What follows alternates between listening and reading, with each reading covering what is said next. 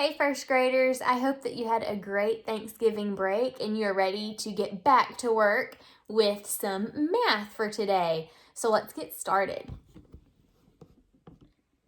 All right, here I have a few different number sentences or math equations that I would like for you to solve. So far in first grade, you've learned about several different math fact strategies like the making 10 strategy, doubles, doubles plus 1, and doubles minus 1. So you've learned 4 different math fact strategies that you can use when solving these type of equations. So what I want you to do is press pause and see if you can solve each one of these. Okay, hopefully you've had a chance to solve these. Now let's look at them together. So this first number sentence here, I have 8 plus 8. What did you notice about this number sentence? This number sentence is a double, right? It has 8 plus 8. So we know our doubles. 8 plus 8 equals 16. So hopefully you got 16 for your answer. Looking at this next one, 8 plus 9, 8 and 9 are very close to each other on the number line. They're only 1 apart. So since they're only 1 apart, we can use the double plus 1 or double minus 1 strategy. For this one, I'm going to use the double plus 1 strategy. So remember, with doubles plus 1, you take your smaller add-in and double it. So 8 plus 8 equals 16. And then add one more. 16 plus 1 is 17. So your answer should have been 17. For the next one, we have 6 plus 4. Ooh, I know 6 plus 4 makes 10. Finally, we have 6 plus 5. 6 plus 5, 6 and 5 are right near each other on the number line, so we can use the double plus 1 or double minus 1 strategy. Since I did double plus 1 up here, I'm going to do the double minus 1 strategy down here. So remember, with double minus 1, we take the larger add-in and double it. So 6 plus 6 equals 12. And then we have to take 1 away. So 12 minus 1 is 11. So 6 plus 5 is 11. How'd you do on your math facts? Hopefully you did well and you're getting better at those strategies. In order to use almost all of those strategies, you have to have your doubles math facts down. So if you have trouble with your math facts, start by looking at your doubles first and start practicing your doubles, and I bet you'll get better and better. All right, here's our word problem of the day. And before we start, we're going to use Apps Check as we solve this problem. All right, let's read and analyze the problem together. Bob had 14 gifts. He gave 7 of his friends a gift. How many gifts does Bob have now? Okay, so let's read this sentence, or this number sentence. Oh my goodness, this word problem. I'm saying all the wrong words. Let's read this word problem again now and listen for what the question is in this story that we need to answer and solve. Bob had 14 gifts. He gave 7 of his friends a gift. How many gifts does Bob have now? Did you hear the question there? How many gifts does Bob have now? See, that's the question. It ends with a question mark. Now let's go back and read each sentence and listen for what's important that's going to help us solve this question in each sentence. Bob had 14 gifts. What's important in that sentence? 14. It helps us to know how many gifts he started with. He gave 7 of his friends a gift. What's important there? 7. And the word gave. When someone gives something, a lot of the times if they're giving it to someone, they're getting rid of it. So that may help us to know how to solve this problem here in just a little bit. Okay, we've analyzed the problem. Now let's plan. What are we going to do? All right, so looking at if we have a part whole mat here. Bob had 14 gifts. So that's how many he started with. That's the whole that he started with. He started with 14. he gave 7 of his friends a gift. So if he's giving his friends a gift, that means he's getting rid of them. He's giving them away. So that's one of the parts. We want to see how many gifts he has now. Whenever we start with a whole and we only know one of the parts and have to solve for the other part, that's going to be subtraction. You also can know it's going to be subtraction just by listening to the words in this number sentence. He gave 7 of his friends a gift. When you give something away, you are subtracting. So our number sentence is going to be 14 minus 7 equals, and we're going to solve to figure it out. Okay, to solve this time, I think I'm going to use the strategy of drawing a picture. So I'm going to draw 14. 1, 2, 3, 4, 5, 6, 7, 8, 9, 10, 11, 12, 13, 14. Okay, so here are the 14 gifts, and then he gave 7 of his friends a gift. So 1, 2, 3, 4, 5, 6, 7. How many are left? 1, 2, 3, 4, 5, 6, 7. So I believe the answer is 7, but before I answer for sure, I need to check it using a different strategy just to make sure. So I know, actually, that if I reverse this problem and make it into addition, then it should equal 14. So my answer was 7 plus the 7 that we already had equals, does 7 plus 7 equal 14? Yes, it does. So I know that it must be 7, and that's correct. So how many gifts does Bob have now? He has 7. All right, we're going to work some on generating numbers that are greater and less than this week. Last week, or before Thanksgiving really, we were talking about comparing numbers.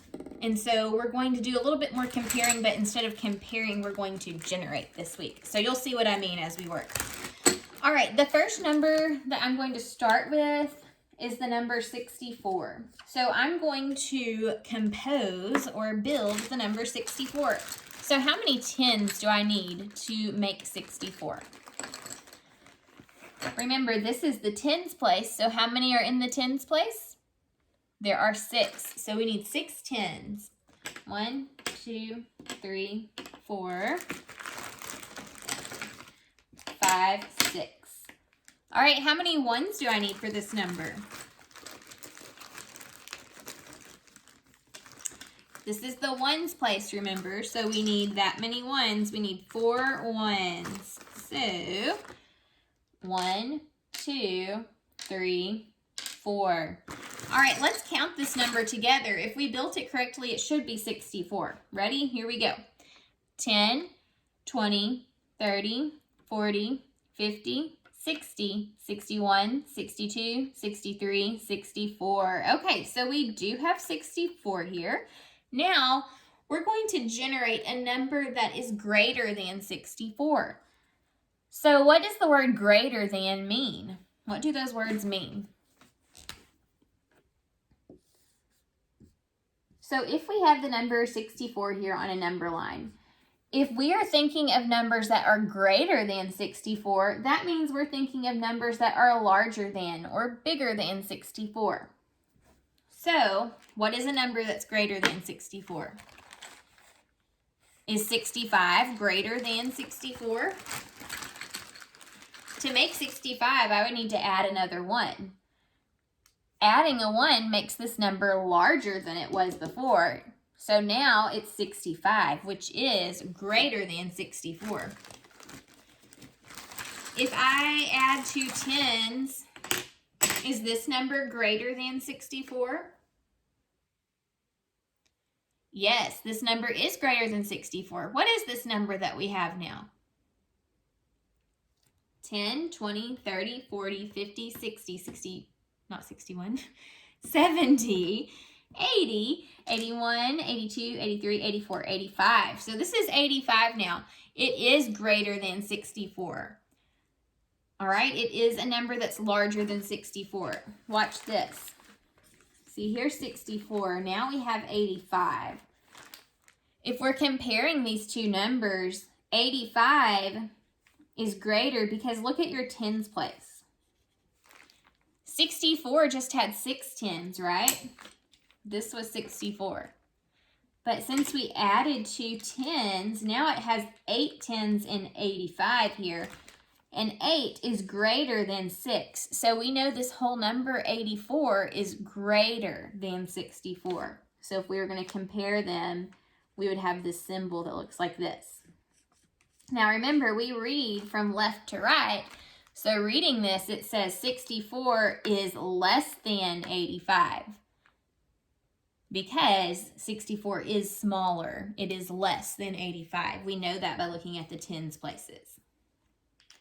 Okay, so we generated a number that was greater than 64. 85 is greater than 64. All right, let's get back to where we only had 64. Okay, now we have 64. I want us now to generate a number that is less than 64. So here we have 64. Anything that's less than 64 means that it has to come before 64. It's smaller than 64. So what is a number that's less than 64? Well, if I take away some tens, is this number less than 64? It is because it's smaller. What is this number? 10, 20, 21, 22, 23, 24. This is the number 24. It is less than 64. If we were going to draw or make a number sentence expression here, we said 24 is less because it has 2 tens and 64 has 6 tens. So with it being less, remember the less side just gets 1 dot and the greater side gets 2. Connect the dots and here's your symbol. 24 is less than 64. So 24 is less. Okay, if we're back at 64 now, and I just take away all of my ones, is this number less than 64? Yes, it is, because I took away some and made the number smaller. What number is this? This is the number 10, 20, 30, 40, 50, 60. So if I wrote an expression between 60 and 64, 60 and 64 both have the same number of tens, right? Remember, all I did was take away some ones when I made this number. So they have the same number of tens. When you have two numbers that have the same amount in one place, you move on to the next place. So now we're at the ones place. 60 has a 0 and 64 has a 4 in the ones place. Which is smaller, 0 or 4? 0 is smaller, so that means 60 is less. And we have the expression now. 60 is less than 64. All right, let's do one more together. Let's think about the number 95. 95.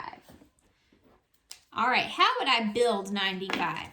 How many tens do I need? Remember, this is the tens place, so I need 9 tens. 1, 2, 3, 4, 5, 6, 7, 8, 9. Okay, there are my 9 tens. How many ones do I need? There's a 5 in the ones place, so we need 5 ones. 1, 2, 3, 4, 5. All right, let's count this number and make sure it's 95. Ready? 10, 20, 30, 40, 50, 60, 70, 80, 90, 91, 92, 93, 94, 95. Okay, so we have 95. Let's generate a number that is less than 95. Can you think of a number that's less than 95? So remember, if a number is less than 95 or less than any number, it's going to be smaller than. So to make this number smaller, we can take some stuff away. We could take away the ones, or we could take away the tens. As long as we took something away, we would be left with a number that is less than 95. So if I just take away 1, are we at a number now that is less than 95? Yes, we are. Now we only have 94, see, because there are 4 ones. What if I have 95 here and I add a 1 to it? If I add a 1, do I have a number that is less than 95 now? No, since I added to it, now I have a number that is greater than 95. What number is this? 10, 20, 30, 40, 50, 60, 70, 80, 90, 91, 92, 93, 94, 95, 96. So we had 95, and now we have 96. So when comparing these two numbers, we can look at our tens first. In both of these numbers, both of them have 9 tens, because remember, I started with 9 tens, and when I made 96, I didn't add any tens to it. So since we have the same amount of tens, let's compare the ones place. We have a 5 and a 6. Which is greater, 5 or 6? 6 is greater. So we get 2 dots for the 96 and 1 dot for 95. Connect the dots and we have our symbol.